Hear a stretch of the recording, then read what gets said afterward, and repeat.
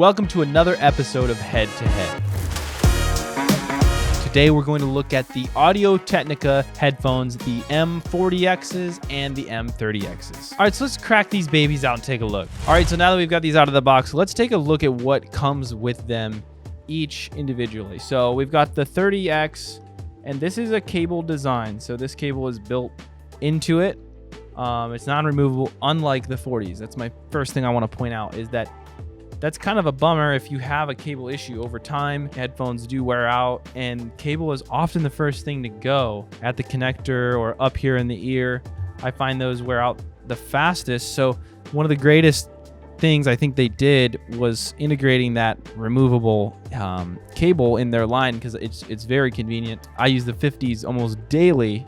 That's one of my favorite features, is being able to go different lengths. They include the long cable and the coiled cable. They don't include the short cable, which I actually use the most with my 50Xs, and it'd be nice if those were included. The 30Xs fold up. That was kind of a big letdown, in my opinion, as far as getting the lower models. I always just would push anybody who was asking, or if I needed another set somewhere, I would always push for at least the 50s, because they would fold up. I don't think the 30s ever folded up. Maybe they did. I don't know if you remember, Evan.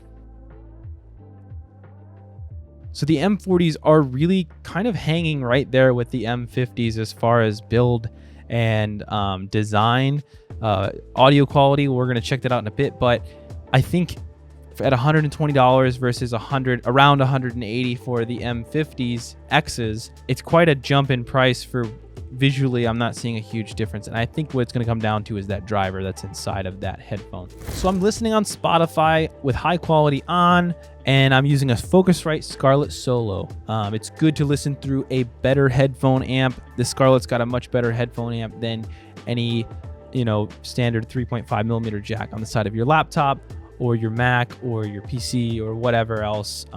Focusrite's our go-to interface for getting in or out of computers. So I'm going to start with the 30s and work my way up all the way up to the 50s. I'm using the 50s as kind of my anchor point for quality, because I use them every day.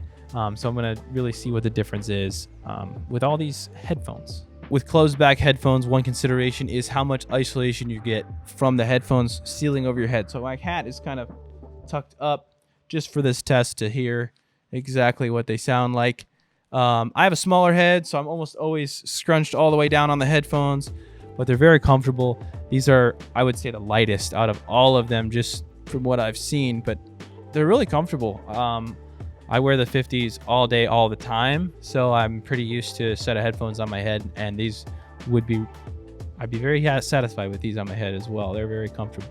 So let's get listening. It's important to have a good playlist that well, that you've heard in many places. I have one. It's just called Reference Tracks. It's 44 songs that I've had on here since 2015 that I've listened on almost everything as a test. So let's take a listen.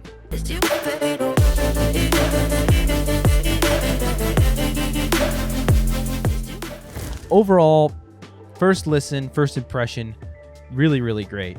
I think they're stepping up the game on their lower end as far as audio quality goes, and the build is great too, and that's always a consideration. But low end frequency response, not as good as the 50s. I think that's just given it's a different driver. Mid-range detail, not probably as accurate as your higher ends headphones, but nothing was missing for me. I could sit and listen with these and be super satisfied, and more importantly, hearing it for what it really is. And that's what I think these headphones are all about, is getting a unaltered, non-hyped up version of what you're listening to.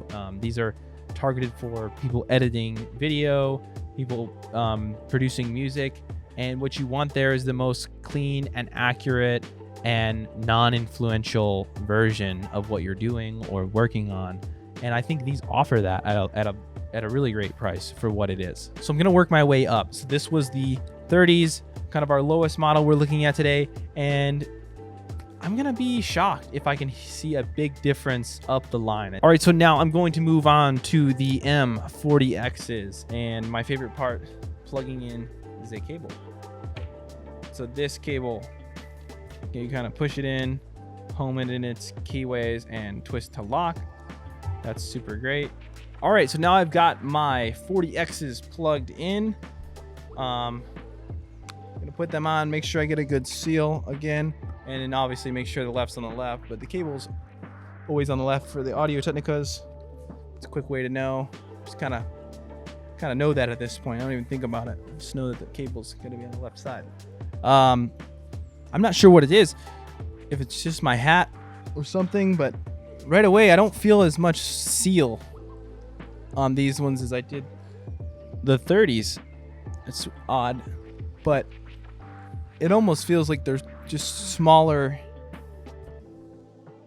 kind of ear covers in width. But yeah, let's take a listen. All right, let's take a listen to the M40Xs now.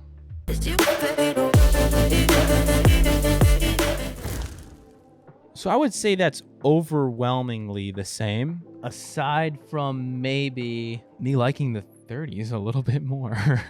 I don't know what it is. I feel like it's just the way they sat on my head or the seal, like I said, but not bad. Still, don't get me wrong. I think it's very even and very accurate.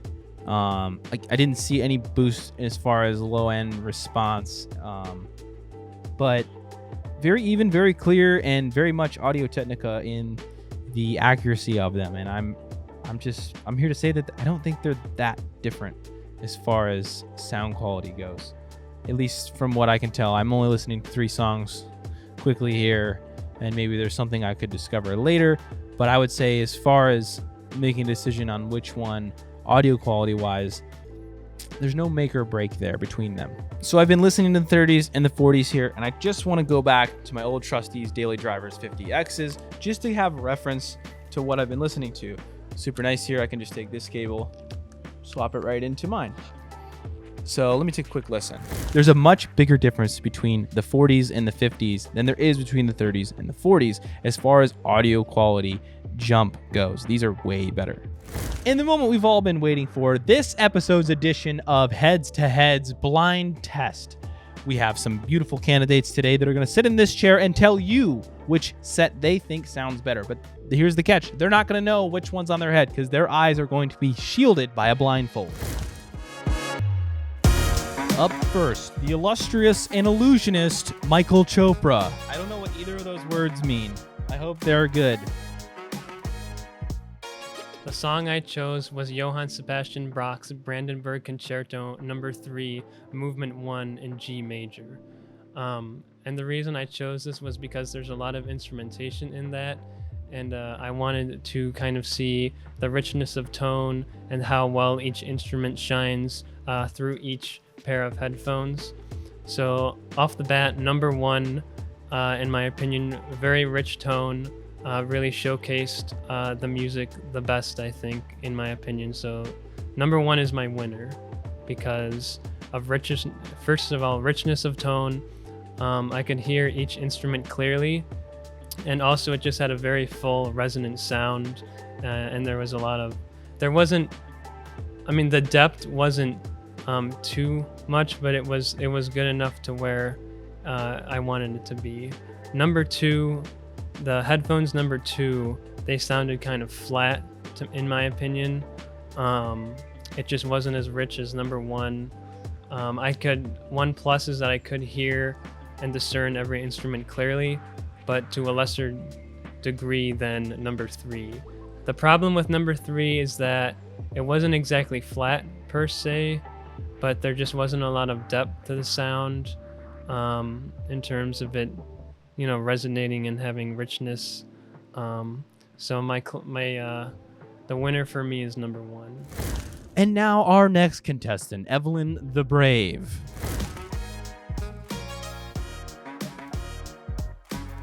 It's between the first and the third. I think the third was a little better. The second one felt like less I don't know how to describe it other than saying like it felt less like colorful through the music. It was very like a dimmer. It felt like it was dimmer, not exactly in like sound, but just in like, it was very like flat compared to the other two. I thought that the first one was pretty good, but I think the third one won because it was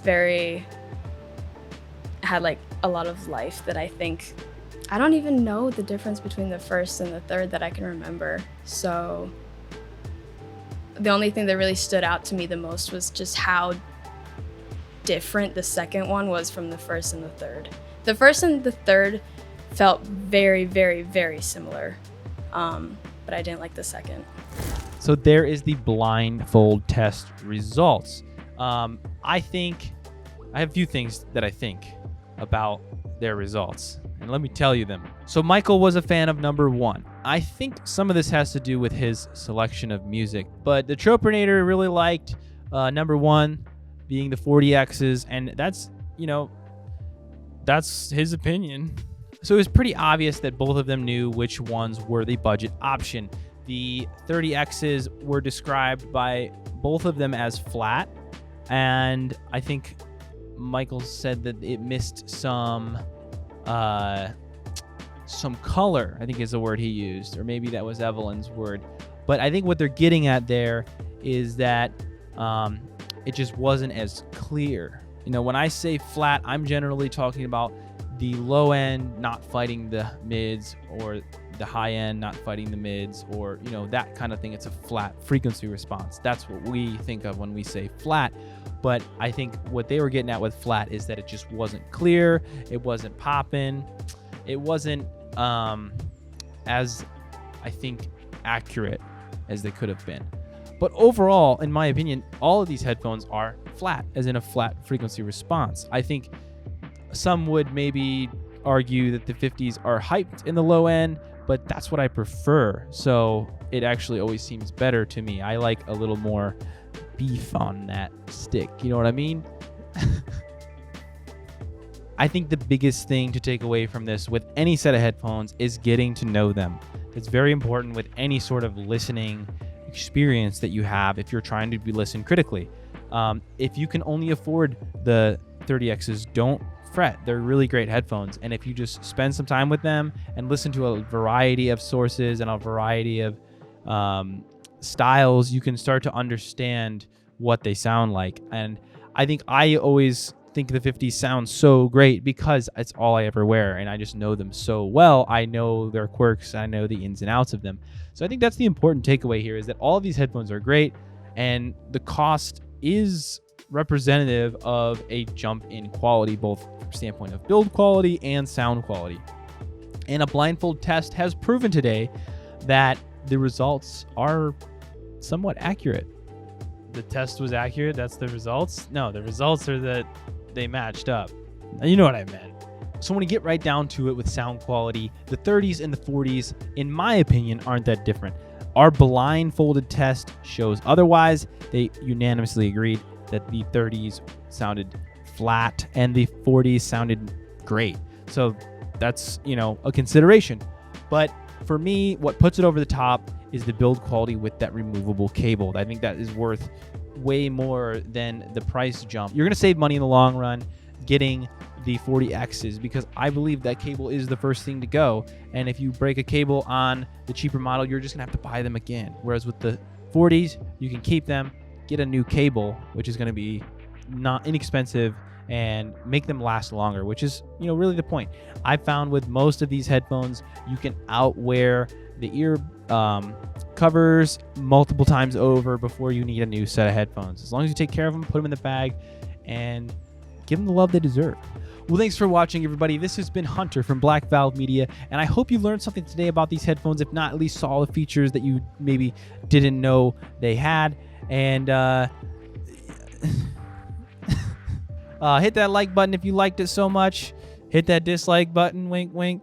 And comment if you have any questions about any of these headphones. We're happy to answer them and give you any more insights on them. Thanks for watching.